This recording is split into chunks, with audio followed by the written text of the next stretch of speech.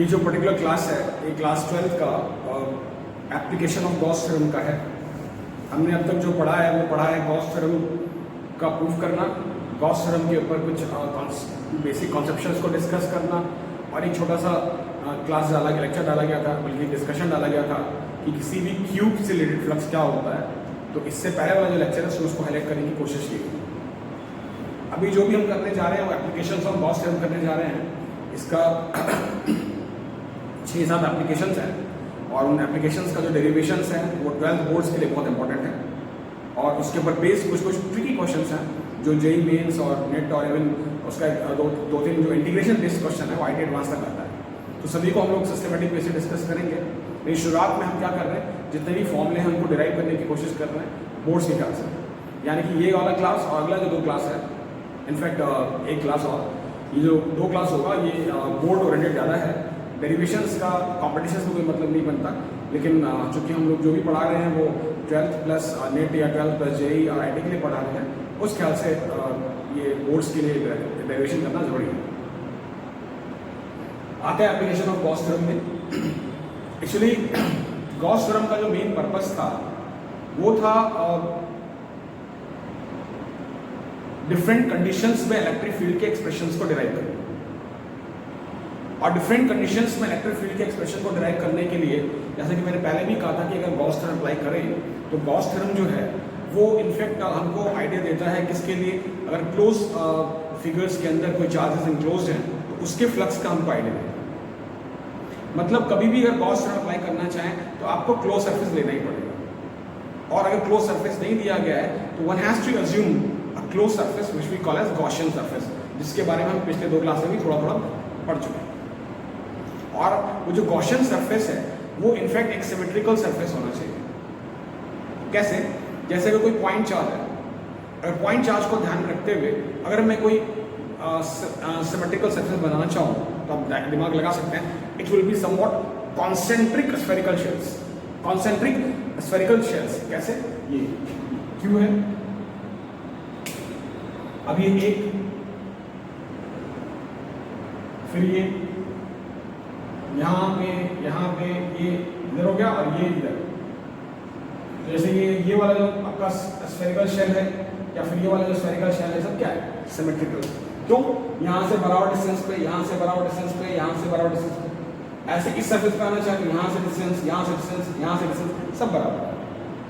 तो point charges के लिए अगर हम कोई पॉइंट चार्ज को ध्यान में रखते हुए या कोई पॉइंट को ध्यान में रखते हुए कोई अगर हम सिमेट्रिकल सरफेस बनाना चाहें तो इट इज समवॉट स्फेरिकल। इस तरीके से अगर हम कोई लाइन को लेके सिमेट्रिकल बनाना चाहें, लाइक दिस, अगर कोई लाइन खींचा हुआ है and if you want some symmetrical surface तो ये कुछ ऐसा बनेगा सिमेट्रिकल।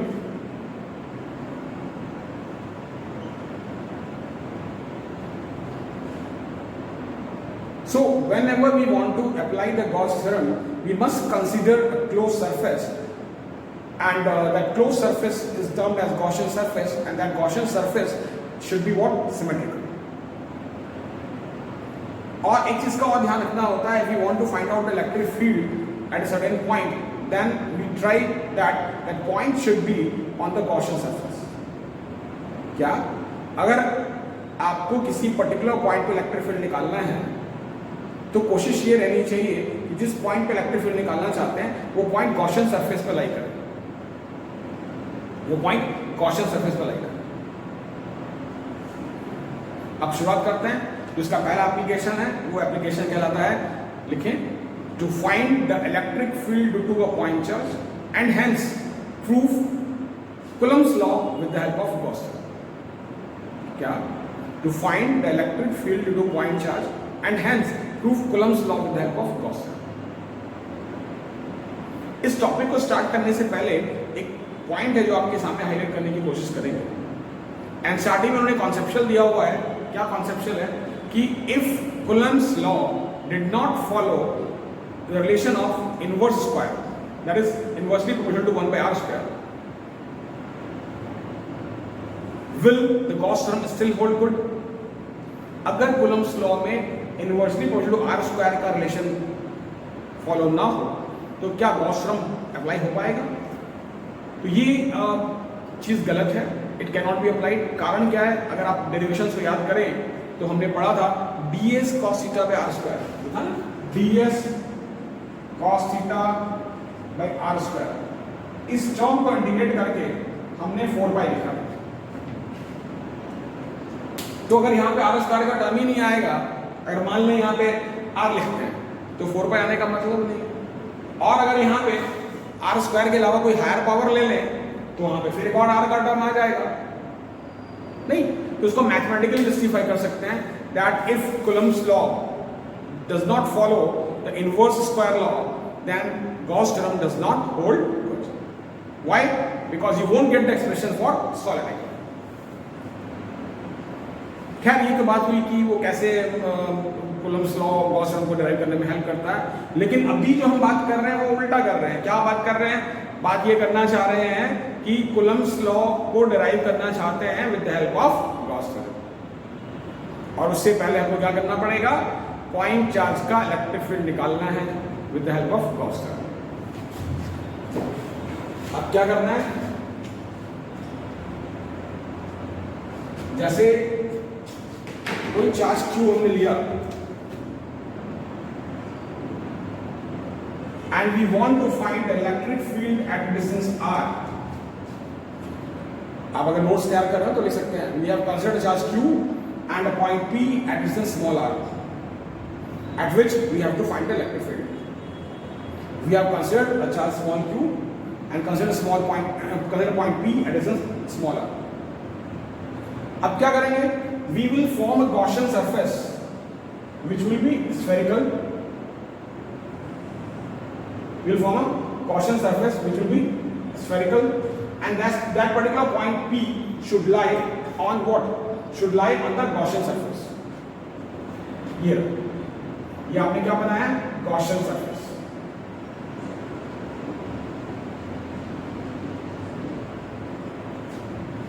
Right?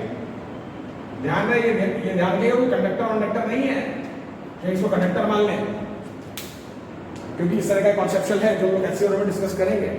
तो अभी हम इसको डिस्कस नहीं कर रहे। HC में बहुत सा कॉन्सेप्चुअल क्वेश्चन है जहां पे वो शेल कितना चार्ज क्यों रखा है। ये शेल नहीं है, ये एक सिंपली एक इमेजिनरी गॉसियन सरफेस है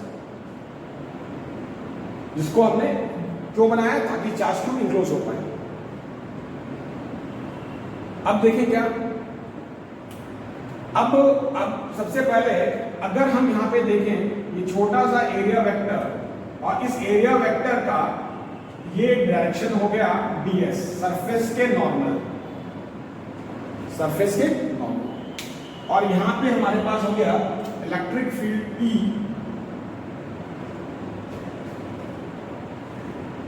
लिखे d phi E,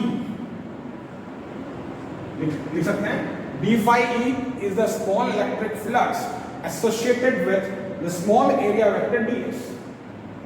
d phi E is the small electric flux associated with small area vector ds, and this electric flux is given by E dot ds. In this particular case, angle between ds and electric field is 0. क्यों?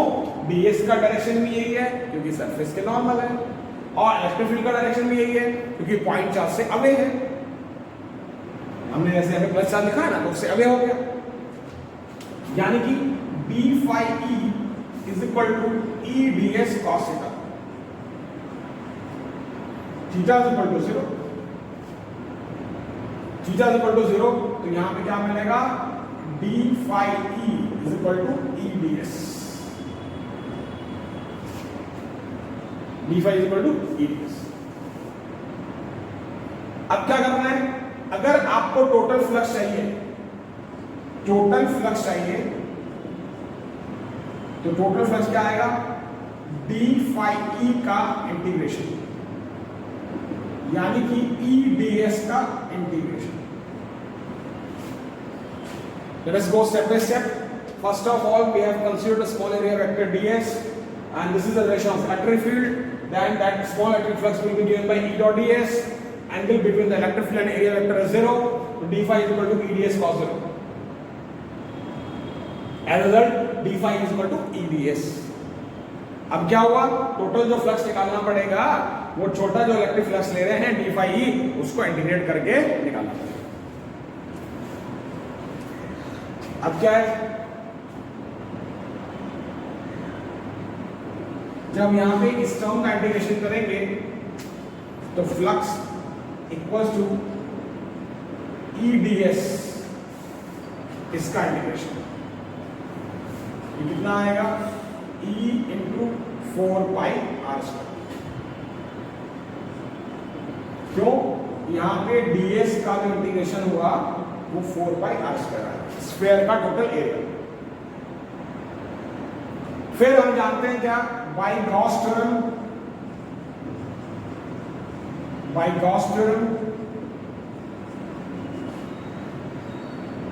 Flux for the close surface,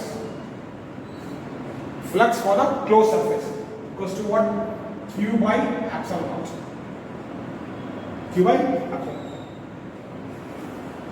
ये रहा 1, ये रहा 2, 1 और 2 को equate करें, e 4πr² is equal to q by epsilon naught।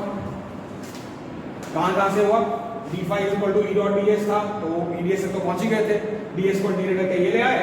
इसका Gauss theorem के अकॉर्डिंग क्लोज सरफेस के लिए आपको लिखना पड़ेगा, for close surface flux equals to q by epsilon। कौन सा क्लोज सरफेस, जिसके अंदर चार्ज q इंक्लोज होगा। ये आ गया, दोनों को इक्वेट करके यहां पहुंच गए, और नेक्स्ट स्टेप में आप कहां पहुंच जाएंगे,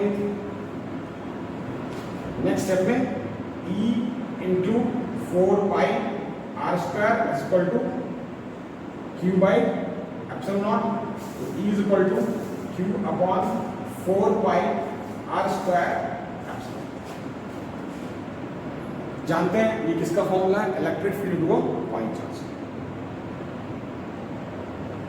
अब इसमें आते हैं किसमें, कि गॉस थ्योरम के सारे कूलम्स लॉ को प्रूफ करना था, तो एक स्टेप और आगे बढ़ना पड़ेगा। क्या स्टेप आगे बढ़ना पड़ेगा, स्टेप ये आगे बढ़ना पड़ेगा कि अगर क्या करें, if we assume charge q dash at p, आप जानते हैं force equals to charge into electric field, तो q dash इनटू e। इसको जब सॉल्व करेंगे तो q dash q upon 4π epsilon r²। तो इस तरीके से जो किसी भी ये गॉस थ्योरम से हमने कूलम्स लॉ को प्रूफ किया। दिस इज व्हाट आप लिख सकते हैं आगे डैश करके कूलम्स लॉ।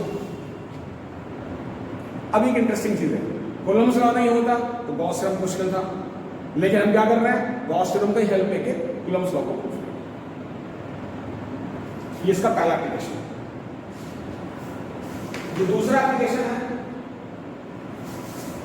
एप्लीकेशन है वो क्या है, दूसरा एप्लीकेशन जो है वो क्या है,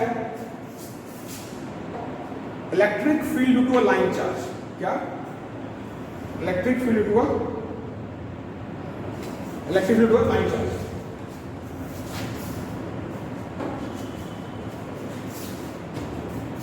तो पहले आप कौन सा लैंग्वेज लिख लें, we have considered a charge distribution along a line, charge distribution along a line having linear charge density lambda। क्या,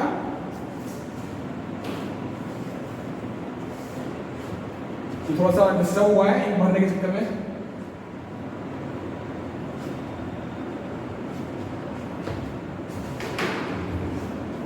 क्या, जो अगला जो हमारा टॉपिक था वो था क्या, electric field to a line charge. और ये लाइन चार्ज क्या हुआ, ऐसा अरेंजमेंट जहां पे चार्ज किसी लाइन के लॉन्ग अरेंज हो। तो क्या लिखा, जो मैंने स्टेटमेंट लिखवाया था, we have considered a linear charge distribution having linear charge density lambda.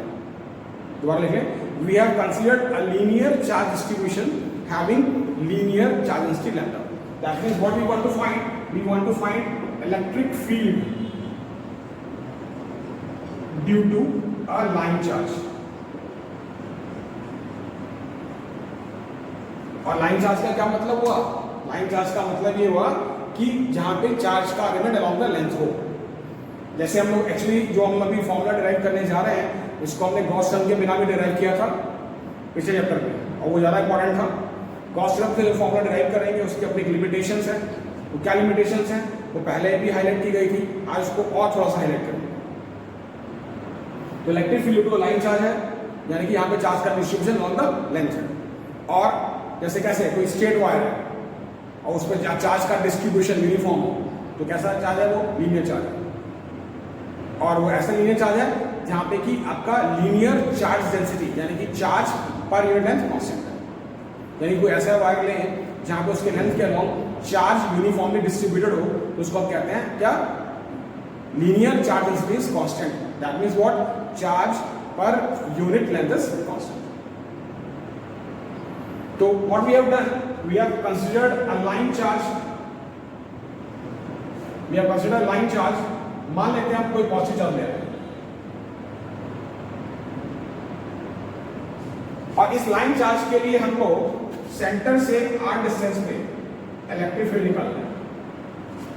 Centre से r डिस्टेंस पे इलेक्ट्रिक फील्ड निकालना।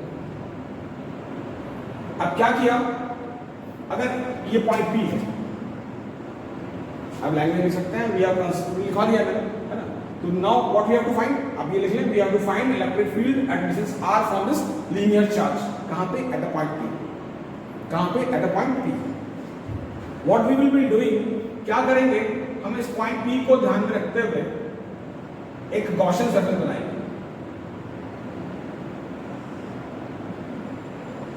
जो कि इस केस में it will be somewhat cylindrical. ये ना पॉइंट P। तो पॉइंट P को ध्यान में रखते हुए हमने क्या किया, ये हमने पॉइंट P को ध्यान में रखते हुए एक गॉसियन सरफेस बनाया। ध्यान रहे कि सिलेंडर पे कंटेनर नहीं है, ये सिर्फ एक हमने अज्यूम सरफेस लिया है जिसको हम गॉसियन सरफेस का नाम देंगे। इसको मैं डॉट डॉट से दिखा रहा हूं और डॉट डॉट से दिखाने का मतलब ये है कि ये कोई कंटेनर नहीं है, ये सिर्फ एक क्लोज सरफेस है। अब इस सिलेंडर का तीन हिस्सा हम लेते हैं। एक हिस्सा ऊपर का जो है वो प्लेन सरफेस है जिसका एरिया मैं ऐसा लेता हूं, या मैं इसको ऐसे कहता हूं, इसको रीजन 1 कहता हूं। ये इसका पहला रीजन है, ये इसका दूसरा रीजन है और ये इसका तीसरा रीजन। तो पूरे सिलेंड्रिकल गॉसियन सरफेस को, व्हाट इज दिस, ये क्या है, ये है गॉसियन सरफेस। ये है गॉसियन सरफेस। तो पूरे सिलेंड्रिकल गॉसियन सरफेस को we have divided into 3 sections.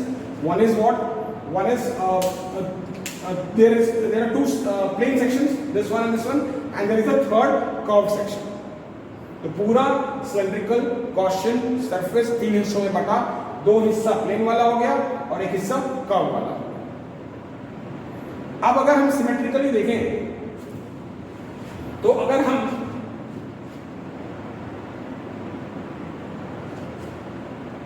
एक चीज और है क्या, ये वैसे ही लाइन कहीं भी आ सकता है। जैसे मेरे कहने का मतलब ये कि लाइन अगर ऊपर तक भी ले जाए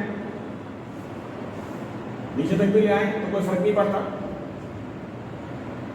और दूसरा ये है कि ये जो हमने सिलेंड्रिकल सरफेस लिया है गॉसियन सरफेस, उसका हमने लेंथ L एज्यूम कर लिया। अब ये मतलब ये मेरे कहने का कि ये जो लाइन है और बड़ा भी हो सकता है, लेकिन हमने क्या किया, इसी एक L लेंथ के हिस्से को घेर के सिलेंड्रिकल गॉसियन सरफेस बना दिया। राइट, अब क्या है,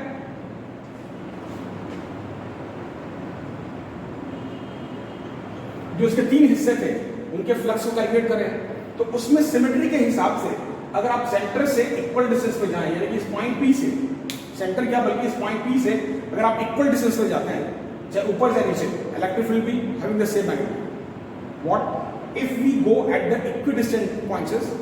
If we go at the equidistant points, either up or low, either above or low, the electric field will have the same magnitude.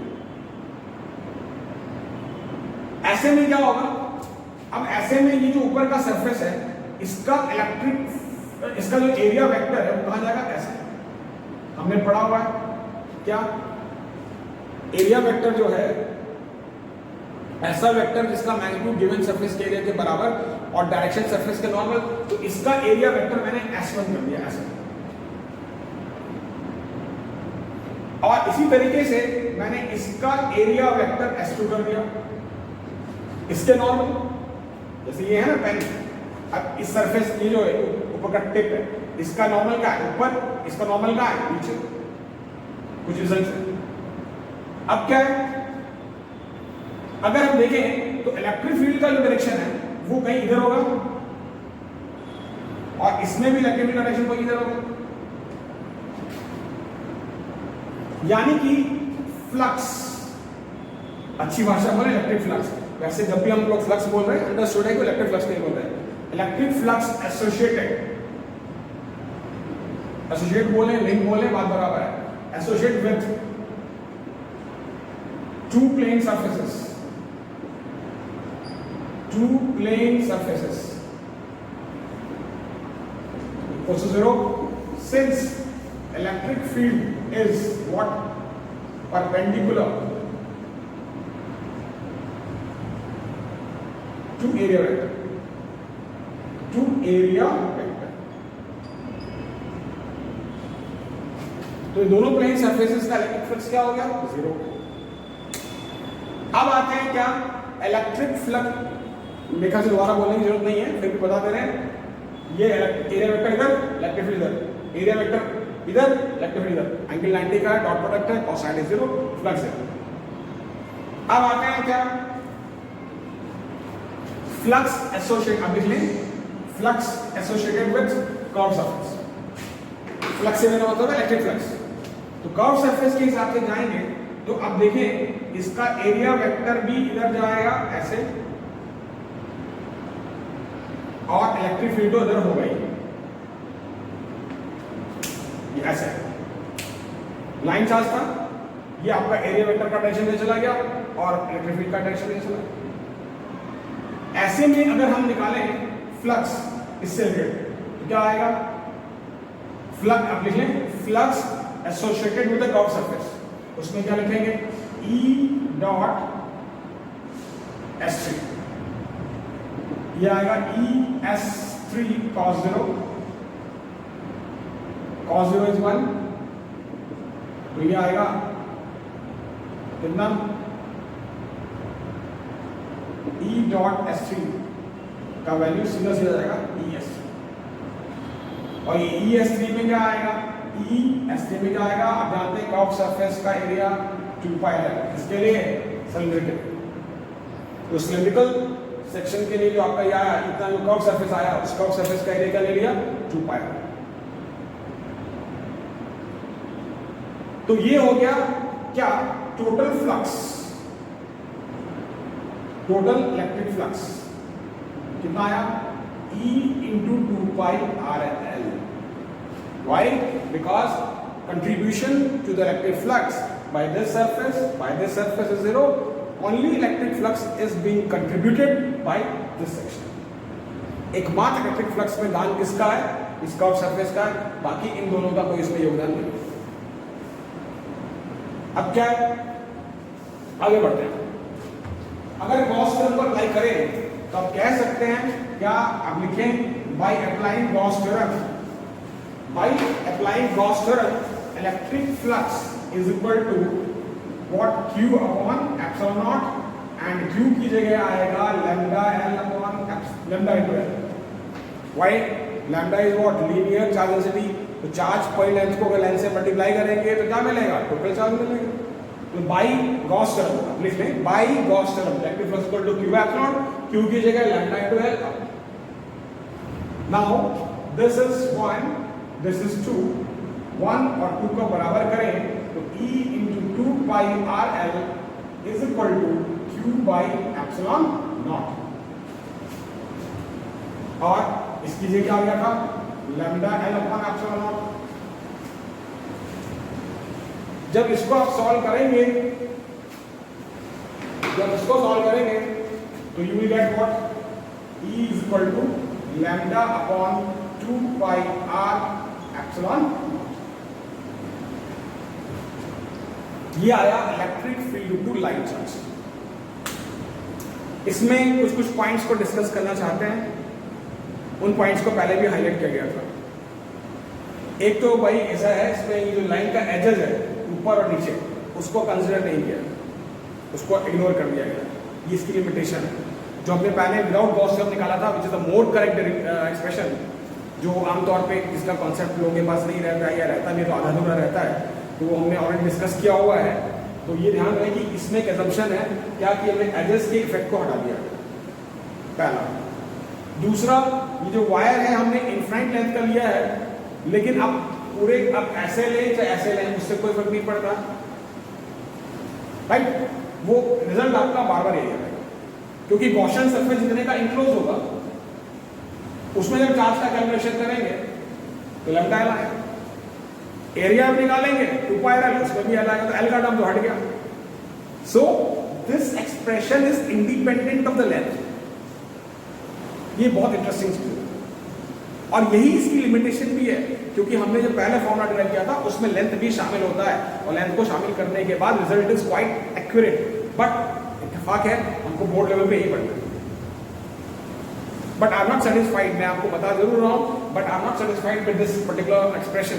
ये बहुत लिमिटेशन है इसकी, तो इसलिए जब भी ये फॉर्मूला यूज करें तो सोच समझ के यूज करें, तो ये समझ के यूज करें कि एज के कॉर्नर, एज के इफेक्ट को कंसिडर नहीं कर रहे। दूसरा एक चीज और है क्या, कि अब इसमें जो हमने लिया है, इस वायर को बोलते हैं वायर ऑफ इनफाइनाइट लेंथ। अब वायर ऑफ इनफाइनाइट लेंथ क्या होगा? अब इनफाइनाइट लेंथ का वायर होकर, अब मान चला इस क्लासरूम में ही नहीं घुसेगा तो कहां से आएगा? तो प्रैक्टिकल चीज ये है कि वो जो भी आपका लीनियर चार्ज है, जो पॉइंट पी पर जो इलेक्ट्रिक फील्ड निकाला, वो पॉइंट पी से बहुत क्लोज है। किससे? वायर से। तो अगर पॉइंट पी बहुत क्लोज होगा, यानी कि स्मॉल आर का वैल्यू बहुत छोटा होगा, यानी कि indirectly we can say wire का लेंथ बहुत बड़ा होगा, तब वो इनफाइनाइट होगा। जैसे कैसे? एक चींटी और एक हाथी, चींटी के सामने हाथी को खड़ा करते हैं, चींटी मन में सोची लोगी वही इनफाइनाइट बॉडी। तो सेम यहां पर है कि अगर आप आर को बहुत कम कर दें तो लेंथ आपको उसके मुकाबले बहुत ज्यादा मिलेगा। एंड फॉर दिस रीजन ये टर्म यूज किया जाता है electric field due to an infinite wire, infinite length of wire. लेकिन लाइन इनफाइनाइट लेंथ से मेरा मतलब सिर्फ इतना है, जो आप पॉइंट ले रहे हैं वो बहुत क्लोज ले रहे हैं, और यही इस फॉर्मूले का लिमिटेशन भी है। हालांकि मैं इसके ऊपर बहुत ज्यादा नहीं जाऊंगा, क्योंकि हम लोग ऑलरेडी इसको मैथमेटिकली पूरा एक क्लास प्रूव कर चुके हैं। बट बोर्ड्स में आता है तो कोई करना पड़ेगा, यानी कि दो लिमिटेशन के साथ। One, we are neglecting the edge effect, and second, what this point P is quite close to the wire, and that for that reason small r is very much smaller than length of the wire, and hence we consider the wire to be of infinite length. And interestingly, in the expressions you find that this electric field due to the line charge is independent of the length. इसमें एक छोटा सा modification है। ये modification क्या है? यहाँ पे जो चार्ज का डिस्ट्रीब्यूशन है वो अलोंग द लेंथ है, लेकिन अगर मान लें कि हम कोई चार्ज का डिस्ट्रीब्यूशन किसी सिलेंडर पे ले लें, किसी सिलेंडर पे ले लें, तब क्या होगा? क्योंकि आए दिन जेईई मेंस में या नेट में ग्राफ आता है। अब यहाँ पे आप देखिएगा, तो यहाँ पे जो है इसमें अगर ग्राफ बनाना चाहें, we find that electric field is inversely proportional to R. तो इस पर्टिकुलर केस में इलेक्ट्रिक फील्ड और आर का ग्राफ कुछ ऐसा बनेगा, इनवर्स रिलेशन के कारण। What about the condition when we consider cylinder? We are not considering the line now. We are considering the cylinder, and the cylinder has what? The cylinder has volume charge density. What? The cylinder has a volume charge density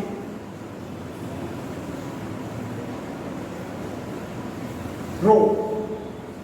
Volume charge आप देख लें, volume charge density rho. Volume charge density मतलब charge per unit volume. तो अगर हम कोई cylinder ले लें और सिलेंडर का रेडियस कैपिटल आर ले लें, सिलेंडर का रेडियस कैपिटल आर ले लें, तो उस केस में आपको इस क्यू को रिप्लेस करना पड़ जाएगा rho into pi R square L. ये हो गया वॉल्यूम, ये हो गया volume charge density upon epsilon not.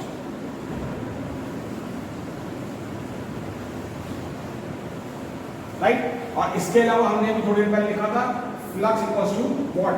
E into 2 pi R L. बाकी बातें वही रहेगी, बाकी सब कुछ वही रहेगा। ये बन गया। अब ऐसे में अगर हम 1 और 2 बराबर कर दें तो E into 2 pi R L equal to rho pi R square L upon epsilon naught. तो ऐसे में E इक्वल टू क्या आएगा, rho R square upon 2 pi R epsilon.